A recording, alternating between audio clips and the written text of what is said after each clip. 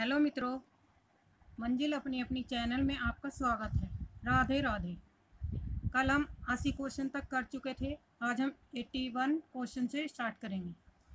Question number 81, Bisal Dev Raso के रचयिता option C नरपति नल्ला। 82, बीसल देव रासो के रचयिता कौन है? Option B right answer Narpati Nalha. निम्नलिखित रासो ग्रंथों में कौन सा काव्य एक प्रेम काव्य या श्रृंगार काव्य है? ऑप्शन ए बीसल देव रासो। निम्नलिखित में से किस रासो काव्य का मूल वर्ण्य विषय वीर रस न होकर श्रृंगार रस है? Option C Bisal Dev Raso. Question number 85, Rajmati से रूठकर बीसल देव कहाँ गए थे? Answer option B Orissa.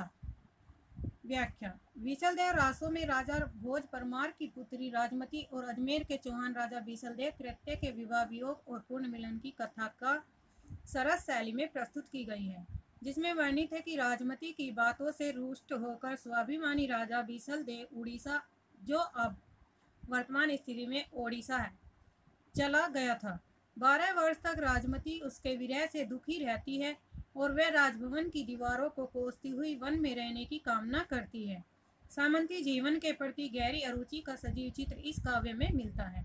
Question number 86, किस रासो ग्रंथ को आलाखंड के नाम से जाना जाता है? ऑप्शन सी जगनिक का परमाल रासो। व्याख्या, जगनिक के परमाल रासो ग्रंथों को आलाखंड के नाम से जाना जाता है, जिसमें महोबा उत्तर प्रदेश के वीर आला और उदल की वीरता गाथा, उत्तर प्रदेश के अवध और मध्य प्रदेश के बुंदेलखंड की सर्वाधिक लोकप्रिय वीर गाथा है। 1865 ईस्वी में चार्ल्स एलियट ने जिस आलाखंड का प्रकाशन कराया था वह मौखिक परंपरा पर ही आधारित है। इसी प्रति के आधार पर डॉक्टर श्याम सुंदर दास ने परमाल रासो का पाठ निर्धारण किया और उसे नागरी प्रचारणी सभा से प्रकाशित कराया। क्वेश्चन नंबर 87, उत्तर प्रदेश में आलाखंड के नाम से कौन सा काव्य प्रचलित है? Option B right answer Parmal Raso. Question number 88, Alha और उदल के चरित्र को वीर गीतात्मक काव्य के रूप में रचने वाले कवि कौन है? Option C Jagnik. Question number 89,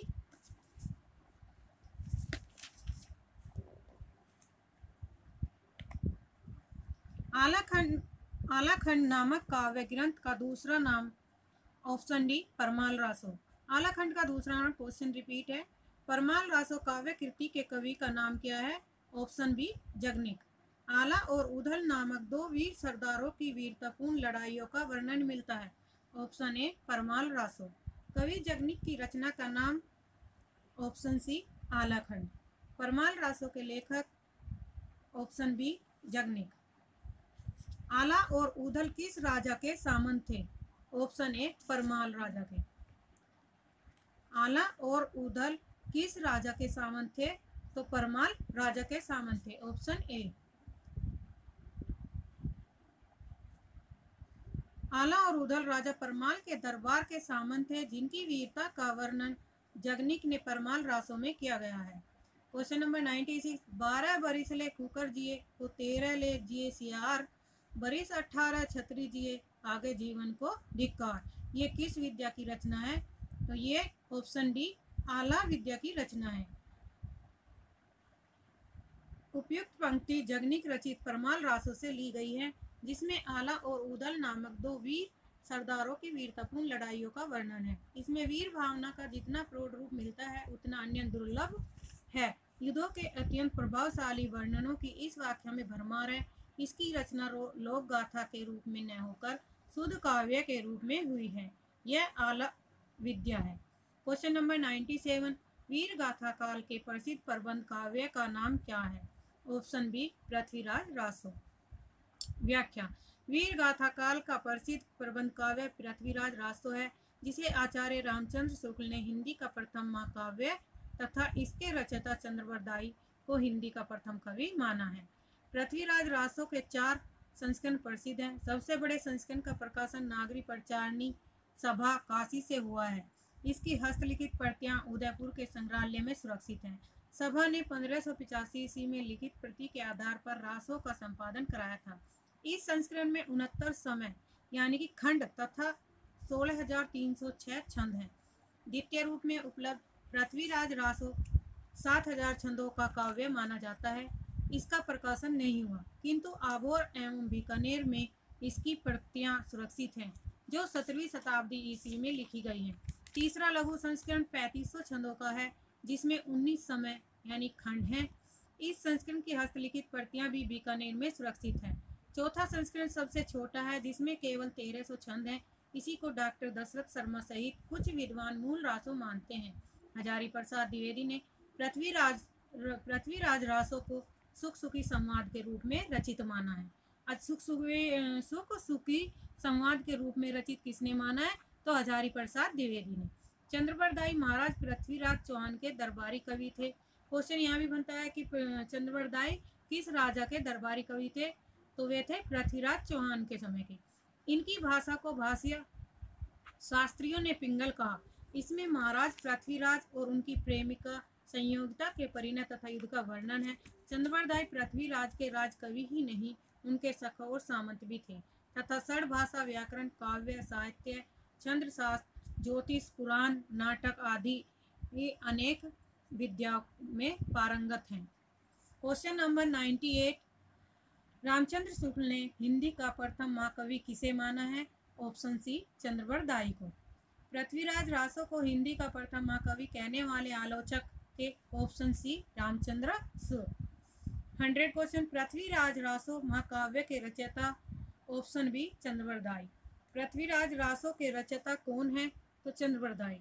Prithviraj Raso के कवि? Question repeat. पृथ्वीराज रासो के रचयिता चंद्रबरदाई। क्वेश्चन रिपीट है। चंद्रबरदाई किस दरबारी कवि थे? तो पृथ्वीराज चौहान के दरबारी कवि थे। क्वेश्चन नंबर 105, पृथ्वीराज रासो किस विद्या की रचना है? ऑप्शन ए, चंद्रबरदाई। हिंदी का प्रथम महाकाव्य किस रचना को माना जाता है? तो ऑप्शन डी, पृथ्वीराज रासो। पृथ्वीराज किसके प्रति अनुरक्त थे? तो ऑप्शन सी, संयोगिता के प्रति। व्याख्या, पृथ्वीराज कन्नौज के राजा जयचंद की पुत्री संयोगिता के प्रति अनुरक्त थे। संयोगिता भी पृथ्वीराज पर अनुरक्त थे। पृथ्वीराज के बढ़ते हुए उत्कर्ष को जयचंद सहन न कर सका और मन ही मन द्वेष भाव रखने लगा। पृथ्वीराज को नीचा दिखाने के लिए जयचंद ने उनकी मूर्ति द्वार पर लगवा दी और संयोगिता के स्वयंवर की घोषणा की। संयोगिता ने मूर्ति और स्वरूप पृथ्वीराज के गले में वरमाला डाल दी। उसी समय पृथ्वीराज आए और संयोगिता को घोड़े पर बिठाकर दिल्ली ले गए। क्वेश्चन नंबर 108, पृथ्वीराज रासो में पृथ्वीराज के पिता कौन थे? Option B, Someshwar. पृथ्वीराज रासो परमाल रासो तथा बलभद्र विलास नामक ग्रंथों से ज्ञात होता है कि हस्तिनापुर दिल्ली के राजा अनंगपाल तोमर का राजा कामध्वज से युद्ध हुआ। अजमेर के राजा सोमेश्वर पृथ्वीराज चौहान के पिता ने राजा अनंगपाल की सहायता की। तब अनंगपाल ने अपनी पुत्री इंद्रावती का विवाह राजा सोमेश्वर से करके उनका एहसान चुकाया और रानी इंद्रावती का एक और नाम था, वो था कमला। इंद्रावती का दूसरा नाम कौन था? कमला था। Question number 105, sorry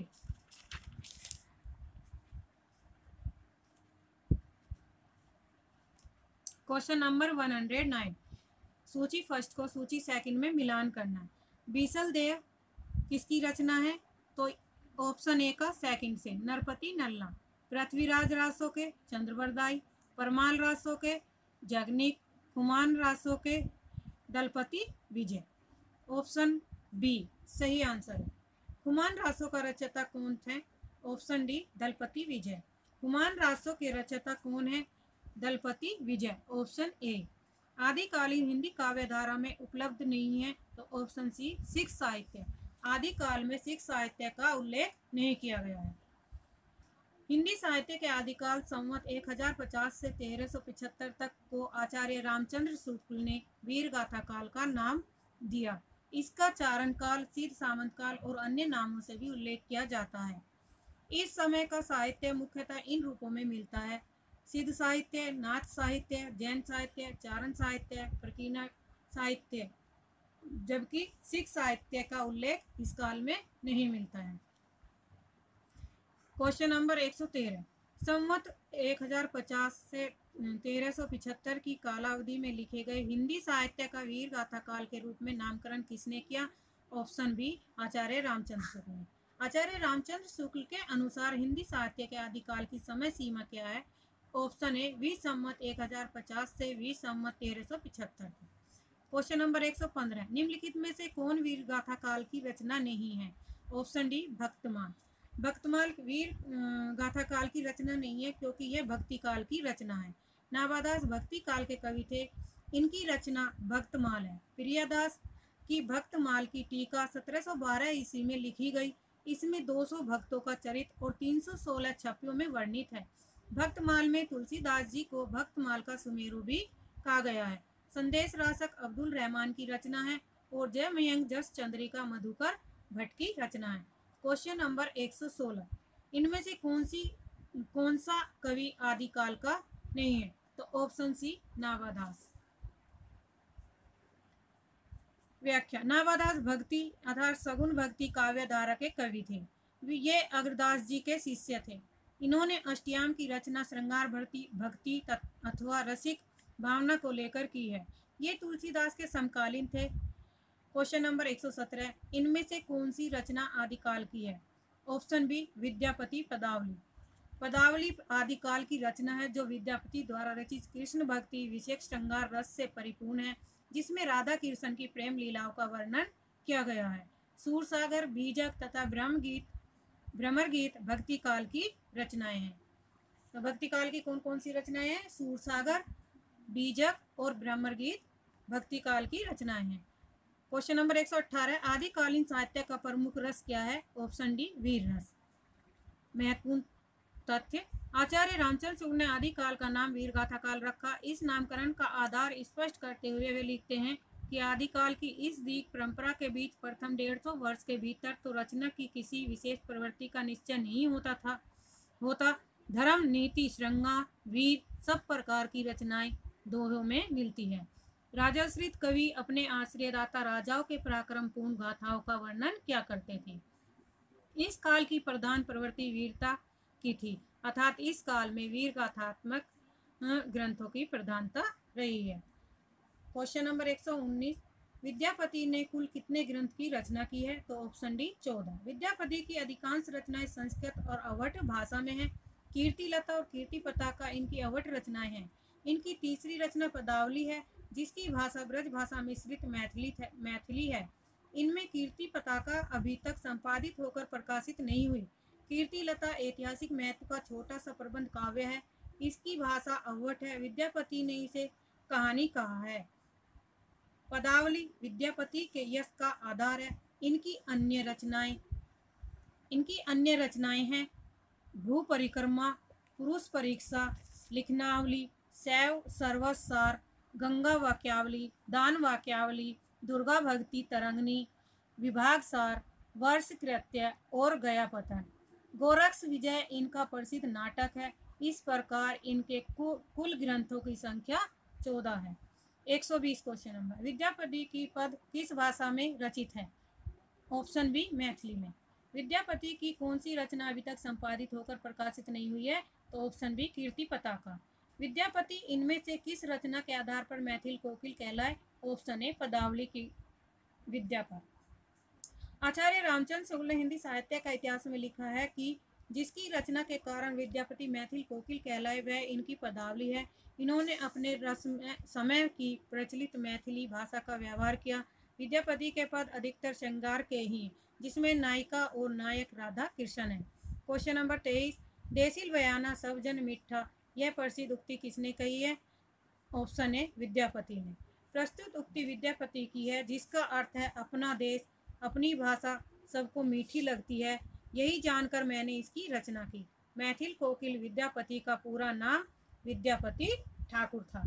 question number 124, इनमें से कौन सा कवि अभिनव जयदेव की उपाधि से विभूषित है? तो विद्यापति। ऑप्शन नंबर ए से है।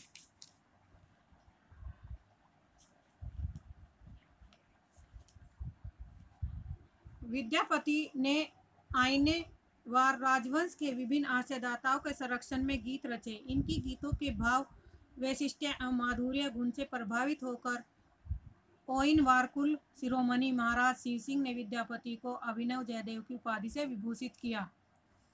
क्वेश्चन नंबर 125, किस कवि को अभिनव जयदेव के नाम से जाना जाता है? तो ऑप्शन है विद्यापति को। Thank you.